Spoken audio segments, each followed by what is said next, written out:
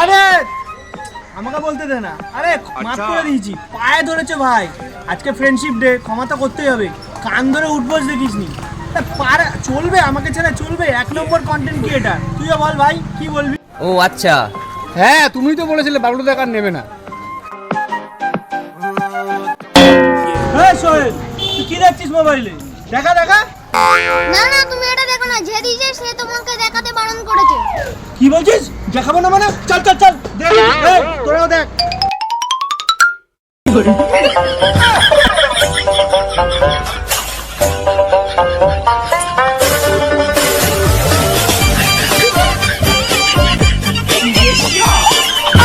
কি